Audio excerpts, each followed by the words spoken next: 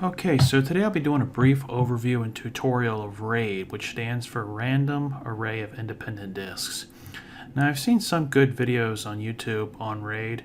A lot of you probably are out there searching for some more information on it. Either you've got certifications coming up, or you've been asked about it for a job interview, or you're studying storage and hard disks in school, and you want a quick way to learn about RAID, and hope to aim to provide that today. So let's just jump right in. Again, RAID stands for Random Array of Independent Disks. And the idea is that it provides increased data protection and speed to storage mediums, whether those storage mediums be hard drives. And when I mean hard drives, I mean hard disk drives or SSDs, or whether they be maybe you have a NAS or a SAN you've configured. We'll talk about those in a later video, but that's the idea, is that Random Array of Independent Disks, or RAID, is used to improve speed and overall resiliency and data protections in both small, medium-sized businesses and at the enterprise level. So there's, there's several different types of RAID I want to discuss with you today. The first one is called RAID 0. We'll talk about what that means. And then we'll discuss RAID 1. We'll go into RAID 5, RAID 6. We'll do RAID 10, and we'll wrap up with RAID 0 plus 1. Now, the idea is that RAID 5 and 6 are very similar to each other, and RAID 10, 0 plus 1 are the exact opposites of each other. So really there's 1, 2, 3, 4 unique kinds you've got to really memorize. The other two you'll just need to know that either add an extra drive or flip. So let's dive right in. RAID 0 is otherwise known as striping. So we'll call RAID 0 striping. And for those of you who are new to this and don't know what striping means, striping simply means we have a controller. And a controller is any type of chip or card that hooks on to the circuitry on the motherboard, which enables communication between the CPU and the device. So this right here we'll call the controller. And on that controller for RAID, we've got to remember that RAID requires, at minimum, 2 drives, and also RAID, we'll find out RAID 0 has 0 drive protection. And again, we'll find out what that means in a second. But back to this idea of a controller. Attached to this controller, you're going to have a hard disk here, which we'll call drive 1. And you'll have another drive hooked onto this called drive 2. And the idea is we've got some line of code firing into this controller. We'll call this A, B, C, D. And when it gets to the controller, the controller stripes it and sends half of the line of code here and the other line half code here. So if we go back up here and look, this would send A, B, to drive 1, or CD, doesn't matter. These are just ambiguous. And CD would go here. Now, again, upon this entering, we would have AB here and CD here. So think about this for a second. What would end up happening if we lost, say, our first drive? Well, if we ended up losing our first drive, would we have any type of resiliency or data protection? No, we would not. Take a look. If drive 2 is the only one available, we don't have access to the entire code. So that's kind of the reason why striping is good for speed. So we talk about up here, we talk about zero drive protection, so that's bad. We have an improved amount of speed. Speed goes up, obviously, because think about it. You're writing half the data to each drive, so speed goes up, but data protection goes down in comparison to normal storage. So you don't really want to do striping by itself, I should say. You always want to incorporate it with some other types of storage techniques that we'll discuss here in a minute. But really, RAID 0 is designed just for speed. There's zero data protection, and very few people use RAID 0 by itself. So now that we've done RAID 0, let's jump in and talk about RAID 1. So we have RAID 1, and there's two types of RAID 1. There's RAID 1, 1 we'll call it, which is mirroring. And the idea of mirroring, we'll talk about that versus the second type of RAID 1, duplexing. And they're very similar.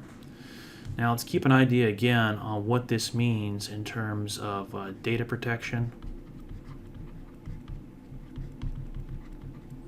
and speed. Comparison to RAID 0 and plain storage. We're not virtualizing anything. Okay, so RAID 1, let's go back to our idea of having a single controller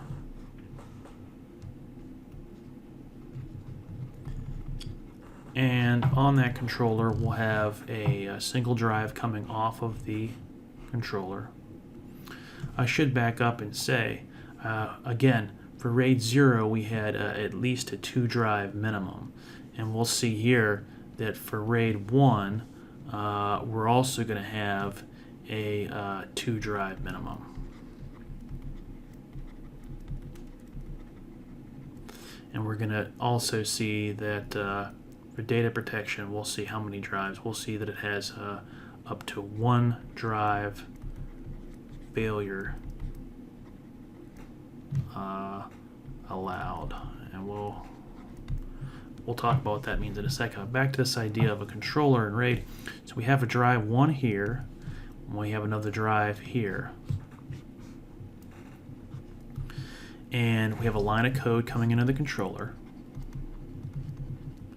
And instead of this data being split like it was up here for RAID 0, you'll recall half the line of code went into the first drive and half the line of code went into the second drive. Here, ABCD is mirrored, and what mirrored means is that you read and write to 2 drives at nearly the same time. So we're going to have a 1-to-1 ratio here, and it means that A, B, C, D will be written to the first drive, and then it'll be written, A, B, C, D will be written to the second drive. And now you'll see that when we talk about mirroring, that this first drive is called the primary, and the second drive is called the mirror, and they could be any order. But the controller sees this as 2 drives, and if the primary were to fail, look, we're okay, right? Because we've got a backup on our second drive. Now, same thing happens here. If our second drive fails, we're also okay, right? because we've got the data stored on the primary drive. So if either one of these were to go out, any one of them, I should say, were to go out, we would be okay. Now, both of them went out, then clearly we wouldn't be able to write these programs in line of code to this controller any longer. So let's back up for a second. One of the problems with mirroring is you can see very quickly it becomes incredibly expensive. So if we were to have 2 terabytes of A, B, C, D, then suddenly we've got to have 4 total, right? Because we're writing to 2 separate drives. So this is one of the reasons why I think companies would want to go with mirroring if they possibly could, but it's just so expensive to do this. Now, in terms of duplexing is basically the same thing as mirroring, except you've got an additional controller. So duplexing is the same thing as mirroring in terms of requiring 2 drive minimum. You can have up to 1 drive failure allowed. Duplexing requires an additional controller. So let's diagram that out. For duplexing, we would have a controller here. We would have another controller here. So we call this controller 1, controller 2. And on controller 2, we would have a hard drive. We'll call this drive 2. And on controller 1, we would have an additional drive called drive 1. And you can see we'd be feeding in lines of code. Again, A, B, C, D, A, B, C, D. We'd be feeding in lines of code to controller 1 and controller 2 instead of feeding the line of code into a single controller. So this works out great because now look at the resiliency of duplexing. We can have a drive failure and we're still okay, right? Again, this is written in 1-to-1, so our A, B, C, D would be here. I'll just go ahead and write that in for us right now. A, B, C, D would be here. A, B, C, D would be here. And if this drive were to fail, that's fine, right? If this drive fails, we still got a backup. Now, think about this. If this drive were to remain intact, but we had a controller failure, we would still be okay, right? Because we've got a primary here, it's okay, and a mirror here.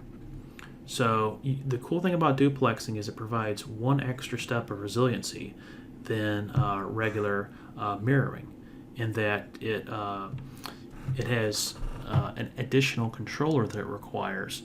And that additional controller gives you a little bit more flexibility in terms of something breaks or burns out. You've got even that much more added resiliency built in. Okay, so now that we're back, let's talk a little bit about the other types of RAID. We have RAID 5, and RAID 5 is also called striping with parity. And the idea is that with RAID 5 is it requires a 3 drive minimum,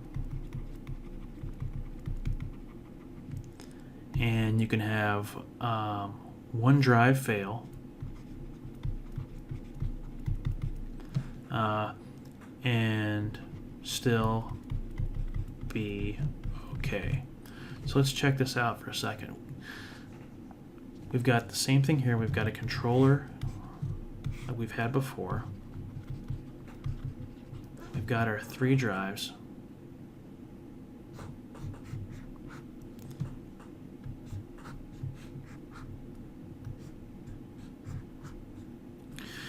And what we mean by parity information is backup copies of each drive. So that's what we mean by parity. And we'll talk a little bit about how parity affects overall storage capacity. But on RAID 5, we have 1 drive dedicated to parity. So we'll call this here our PI drive. Again, we'll use the example of a line of code being fired into the controller. And now we've still got the parity. We've got the parity information being sent here. but we've also got our line of code being striped. So we would have AB here and CD here. And the idea is that now we've got both speed and we've got data protection. Because what can end up happening is this parity information contains both copies, A, B, C, D, right? And so if AB fails, we can still, our system will still continue to operate at full function because we've got A, B, C, D here and C, D here still running. And we can use our PI and CD to not only keep the controller and information running, but also rebuild this drive. So that's one of the cool things about parity information is that you can use it to rebuild drives very quickly. So that's the idea behind RAID 5. Again, we have a 3-drive minimum. 1 drive can fail and we'll still be okay. We have 1 drive dedicated to parity information, and the other 2 drives are striped. Now, take a look at this. If we've got a storage environment where we have 2, actually let's say 3 2 terabytes hard drives, what this means is we'll actually have 1 dedicated to parity information, and then the other 2 to total storage. So what this means again is we have 1 drive dedicated to parity information, and the other 2 drives, there's data going into it that are striped. Now, again, we can lose a single drive and then we'll still be okay because we can use this drive to repair that drive and still keep the system up and going because still AB is okay. And the same thing happens if AB were to go down, that's fine. We can rebuild AB quickly using parity information stored on the on the 3rd drive. So that's the idea behind RAID 5. RAID 6 is very similar to RAID 5. Really the only difference with RAID 6 is that RAID 6 requires a 5-drive minimum, and you have 2 drives dedicated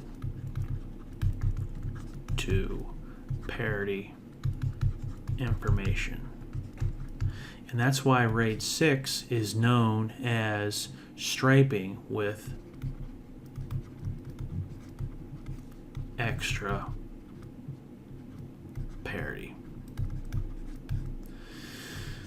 So we have our controller here.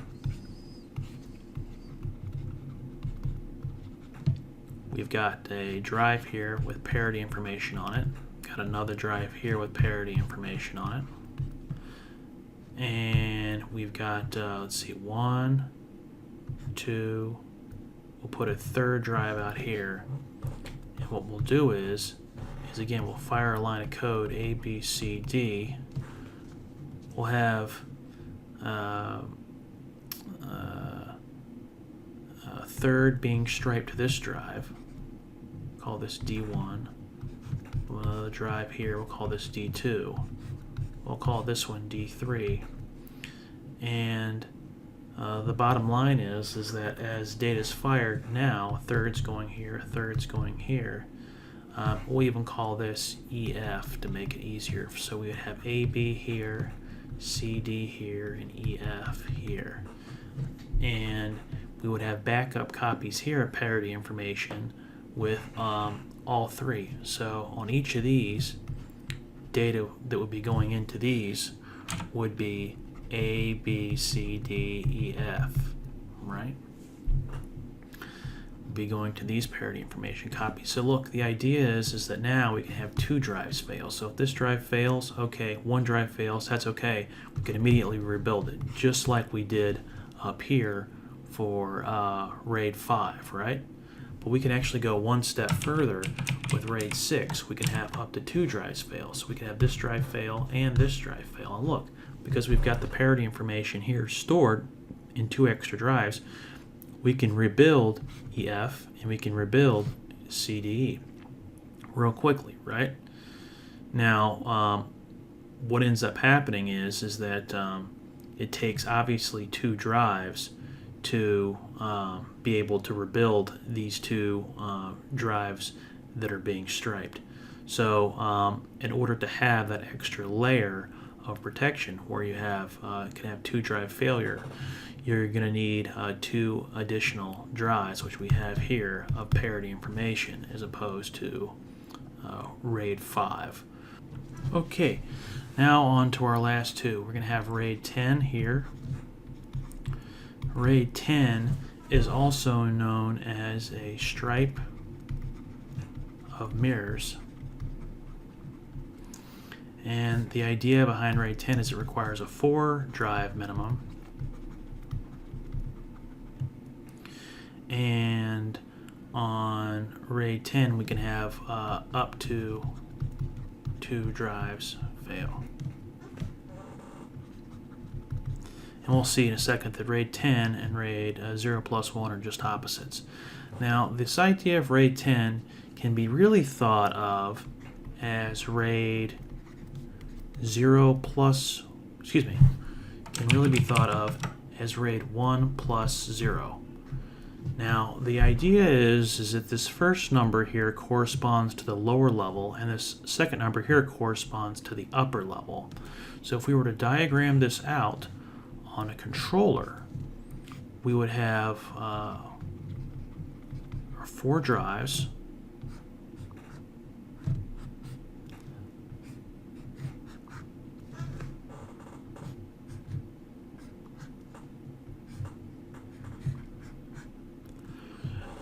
and we would have, again, a line of code that's been fired into the controller. We'll call this A, B, C, D again. And this lower level down here, this is called the 1 level, and this up here is called the 0 level. And that's important to avoid any type of confusion. So what ends up happening, again, is the data is first striped. So we're going to have, I'll change colors here, AB is going to go here, and CD is going to go here. Now look at what happens. We mirror the lines of code, right? AB is going to go here, and AB is also going to go here. Why?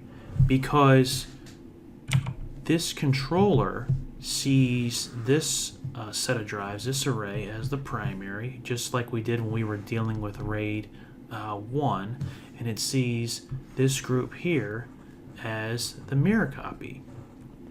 Now, the CD is also going to be mirrored after it's been striped and put here. Now look what this does. This gives us, obviously, now we can have up to 2 drive failure, and we also get the speed too. It's striped, right?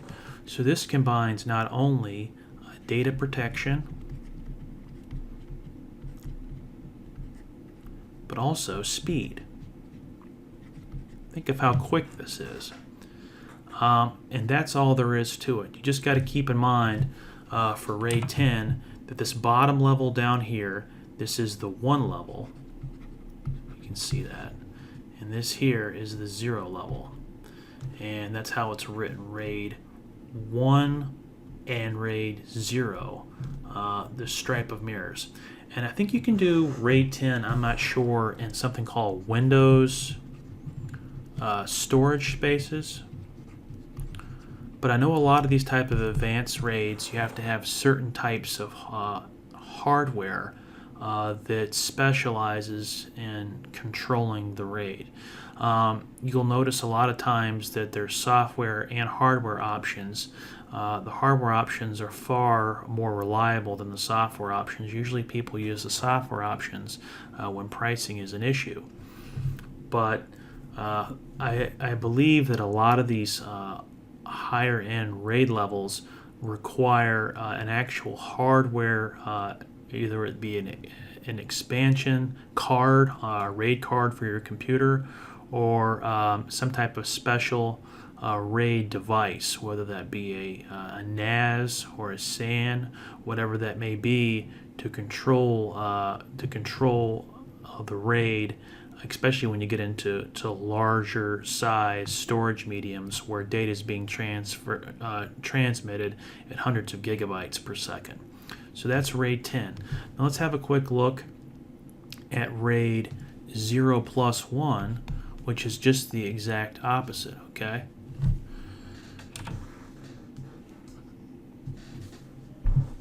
RAID 0+1 is going to be essentially the same thing as RAID 10. It requires a 4 drive minimum, and you can have up to 2 drive failure. And if we had a controller here,